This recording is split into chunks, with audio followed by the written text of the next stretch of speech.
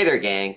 So today I wanted to share a tip that I stumbled across while playing some matches of the Blood Moon event, and I really think it's going to help a lot of you guys in your killer matches.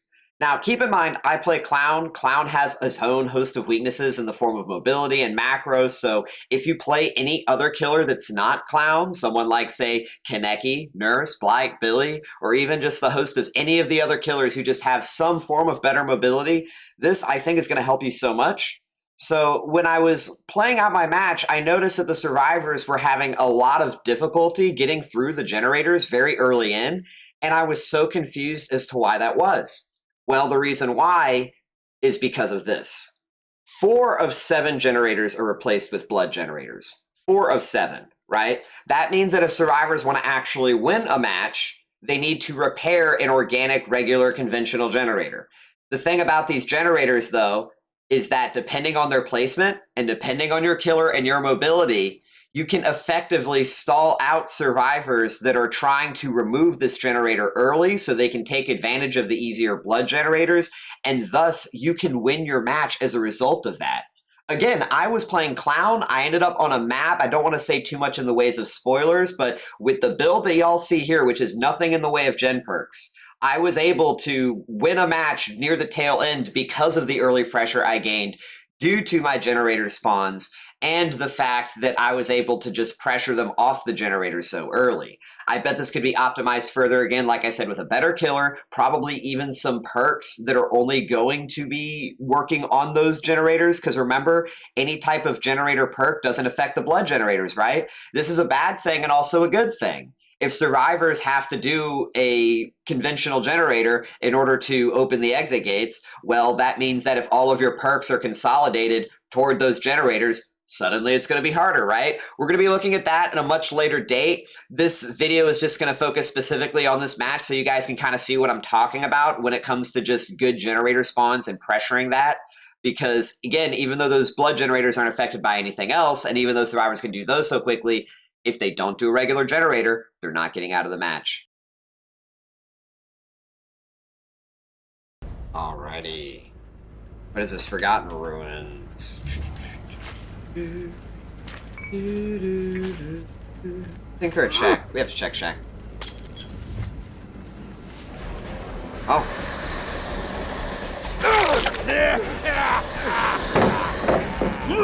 Oh, okay.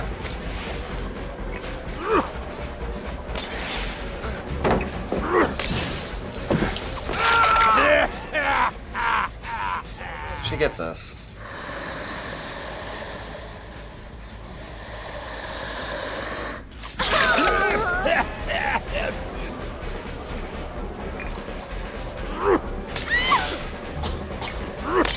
Oh my gosh, who fucking designed this shit?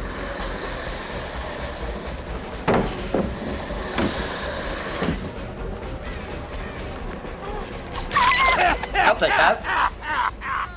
You know what? I'm gonna hook her first, because I think we can hook her aggressively toward this individual over here, and then we can pick him up.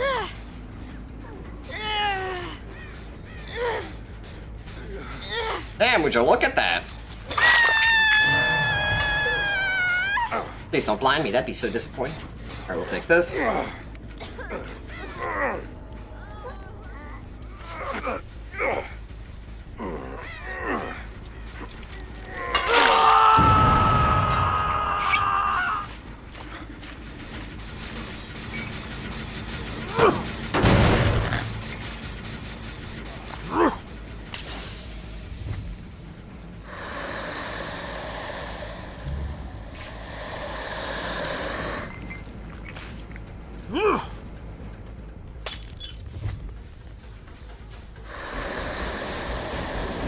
Oh shit. Wow, we just found where every survivor is on the map, by the way. Because all 3 survivors are here.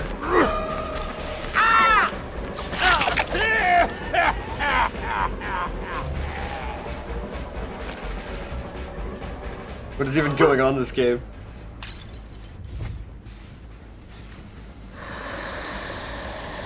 So there's no portal over here, by the way. I'm gonna look to just kick pallets.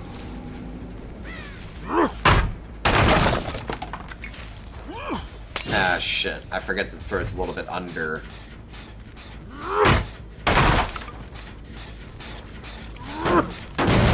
we just have time to do everything, huh?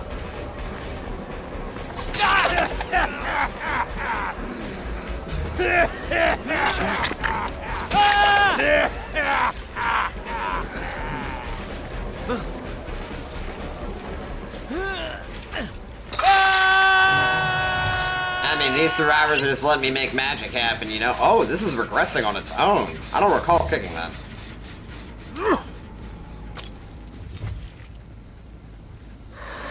Making a single string.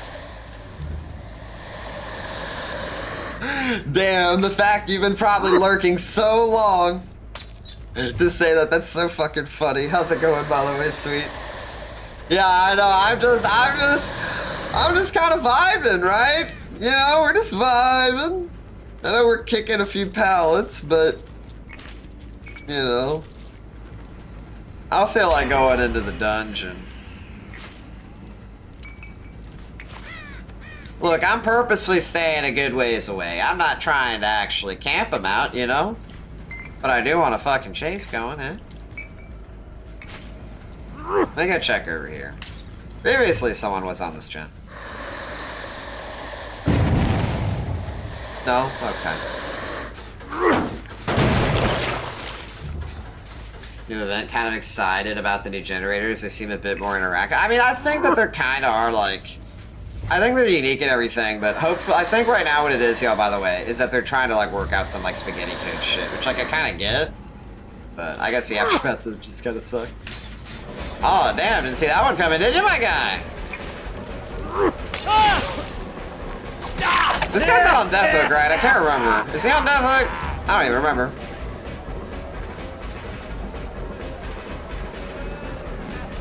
I'm not even trying to tunnel, I'm just chasing people.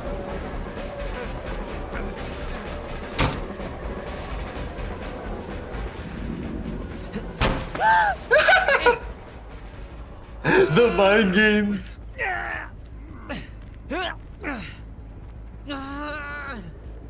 Serious build stay? I'd run serious builds if they worked in this game mode. Okay, he's not on death then.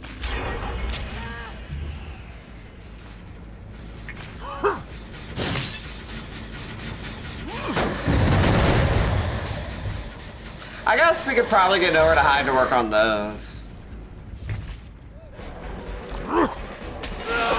There you go, my guy.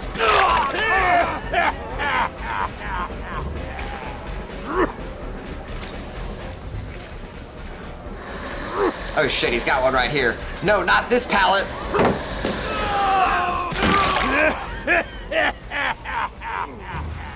Damn, y'all, he dropped that pallet.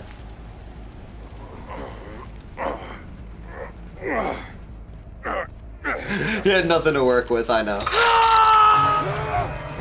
Yeah, he was the one on Death Hook, okay. Look, y'all, this is by the way, should I do a video on this maybe? Because, like, what perks are actually, I don't know. We technically had, I think, a viable 3 gen, 4 gen perks, right?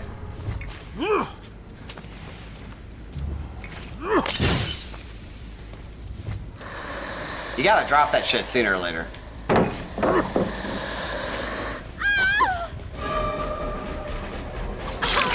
Damn, you got knocked out too. Knockout actually worked here. Look at that.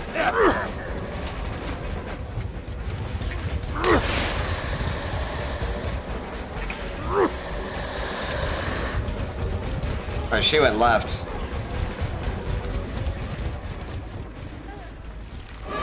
Does this work? Do I have a ping setup? No, I don't. Damn, she outplayed me. Smart. Alright.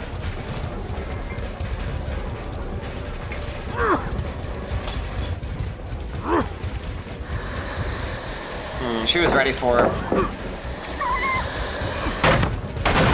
Oh, you are so fucked now. Hold on. She's playing this really well, admittedly.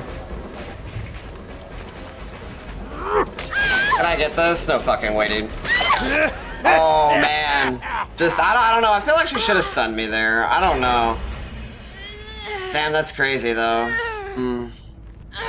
She would have obviously gotten it, but yeah.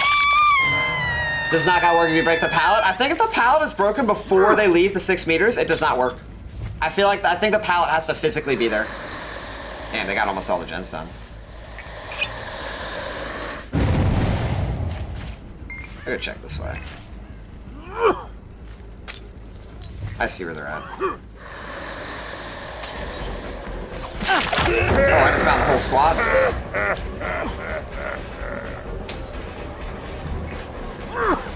Let me open the blade.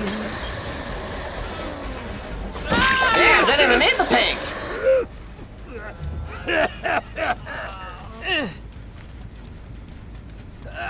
Look at that, gang. Alley-oop.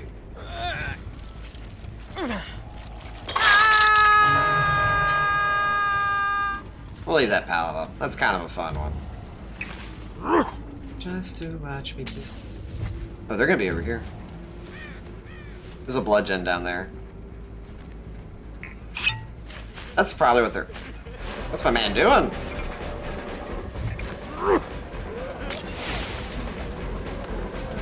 You know this guy probably is dead hard, right?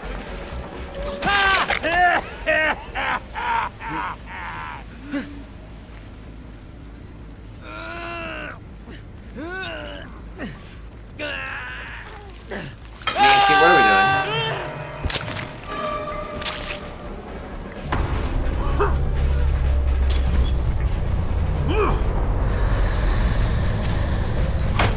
Oh shit! Dude, I was so fucking ready!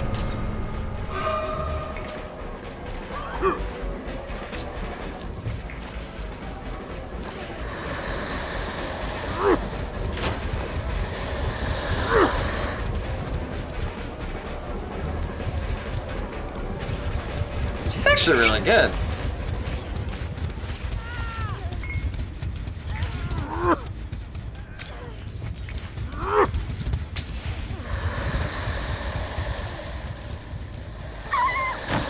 Oh, wow.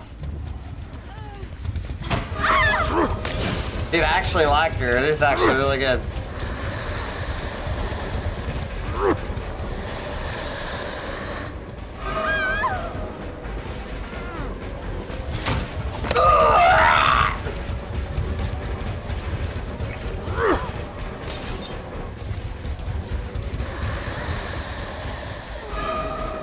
I don't think she makes this.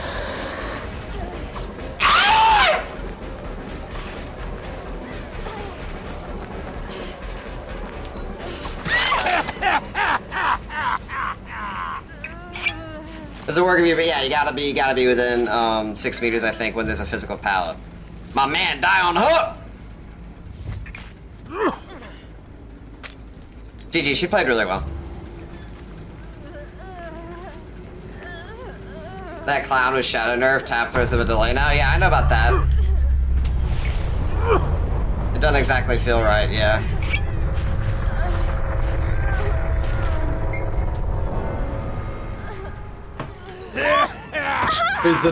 Unrelenting is still a good perk, but I mean, at the same time, right, they're just way better perks, right? Unrelenting is actually much more consistent than this other shit is. You get value from Unrelenting right out the gate. Nothing but misery, you know, like, come back in 8 business days.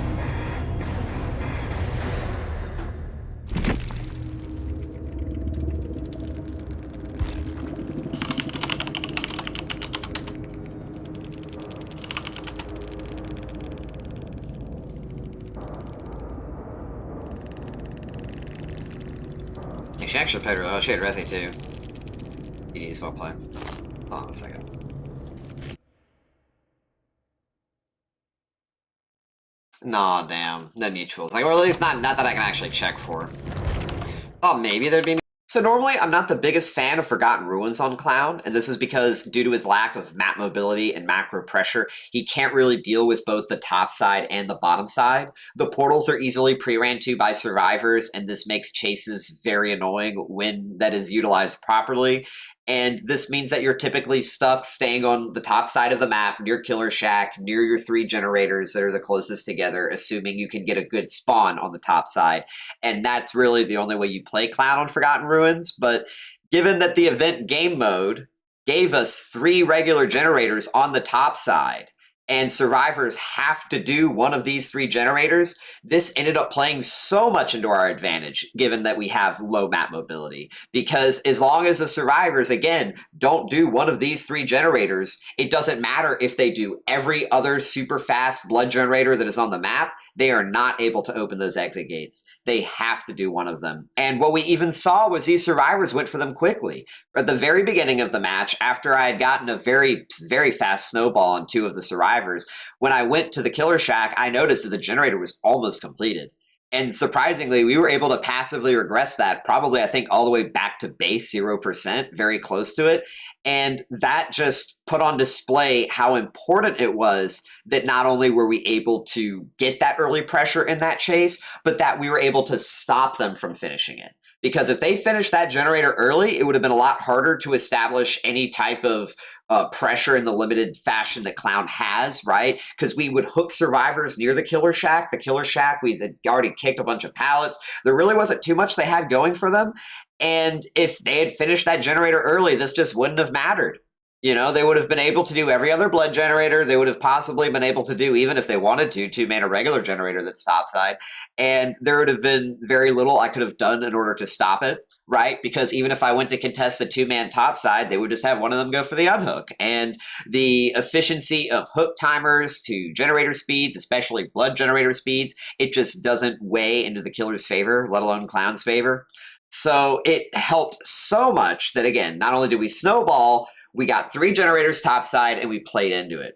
Imagine I wasn't playing Clown. Imagine I was playing Kaneki, right? Or I was playing Nurse or Blight. I feel like it would be so much more practical to do this. I think we were a little bit lucky on account of the fact that we just had such strong early chases. Getting two downs and then being able to transition to Shack before it finishes, that is just amazing. You know, we already had two survivors that were very close to being put on Death Hook before they'd finished a single gen. Not just any gen, again, one of the three that they absolutely need to finish. And it just makes me kind of think, y'all, what if we had some perks that would have made this even harder?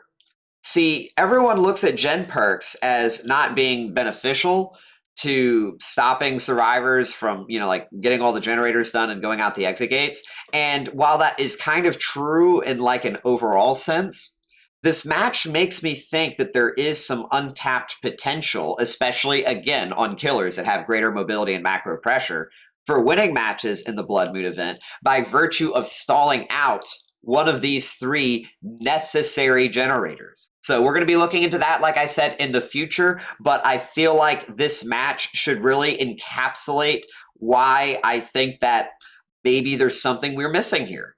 You know, if I was able to win this match due to me stalling out a 3-gen that they look to break early, imagine what other killers can do. And like I said, imagine if I had different perks. These survivors didn't play too bad in Chase. Let's kind of talk about the survivors a bit before we kind of wrap things up. The Nancy especially was probably one of the best players I've gone against in Chase in literal months. I almost wonder if they have comp experience because the way they played Killer Shack was immaculate.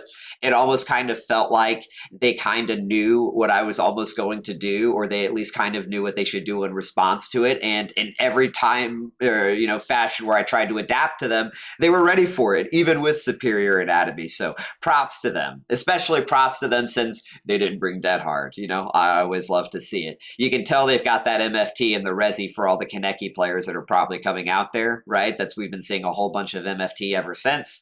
But yeah, I'm going to be looking into this in the future with different builds. I hope y'all enjoyed this Chase perk match, and I hope y'all also were able to learn a bunch from this, because again, I think there's more to this beyond just Clown. So I think that just about wraps everything up. If you're interested in learning how to play Clown better, well, it turns out I have a very detailed Clown guide that'll be sure to link in the description. I also stream live on Twitch during the weekdays, so if you're interested and want to ask me questions, tune into these matches for yourself, watch them personally. I'll link to my stream in the description as well. And lastly, if you enjoy these types of videos and this content, I would really appreciate it if you would like and subscribe, not just for yourself because I post almost daily and you'll be able to see every video right when it comes out, but also because it helps me with the YouTube algorithm. It pushes my videos to more people, and I really like that. I make these videos to help people and teach people, help people learn. So when that happens, it's nice knowing that more people are able to see it. But other than that, I hope y'all enjoyed this video, and I'll see y'all next time. Later, gang.